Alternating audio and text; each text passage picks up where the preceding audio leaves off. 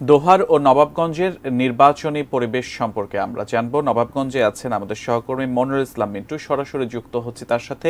মিন্টু, সন্ধ্যার পরে প্রচার প্রচারণা, যেহেতু আজকে শেষ দিন, আরো জমজমাট প্রচার প্রচারণা হওয়ার কথা, আবহাওয়া কেমন আছে, প্রার্থীরা বা ভোটাররা কি বলছেন, সব মিলিয়ে আমাদের জানাবেন। আর একটু পিছনে করে যাবেন, বৃষ্টি পড়তেছে, আপনারা পুরো সেফ জোনে চলে যান।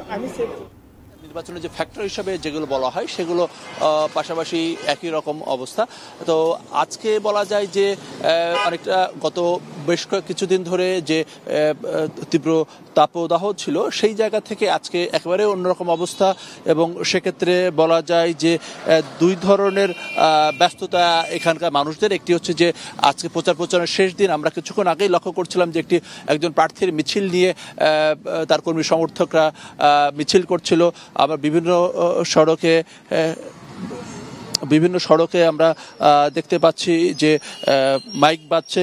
এর মধ্যে যেহেতু বৈরী আবহাওয়া রয়েছে, ধান কাটারও এক ধরনের ব্যস্ততা রয়েছে কিন্তু মানুষের মধ্যে, কারণ ধান ঘরে তোলার চেষ্টা সেটি হচ্ছে যে ঝড় কিংবা বৃষ্টি হওয়ার আগেই। তো আমরা একটি চার দোকানে ঢুকেছি, এখন একটু মানুষের কথা বলতে চাই যে আরেকদিন পরেই ভোট নিয়ে আসলে নির্বাচনের পরিবেশটা কেমন?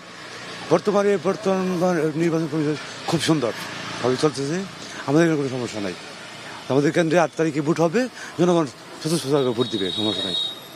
তো এক্ষেত্রে অনেক ভোটারই বলছেন যদি বিএনপি নির্বাচনে থাকতো তাহলে এই ভোটটা আরেকটু জমজমাট হতো, প্রচারণা থেকে শুরু করে ভোটের দিন পর্যন্ত। এছাড়া নির্বাচনের পরিবেশ নিয়ে মানুষ সন্তুষ্ট।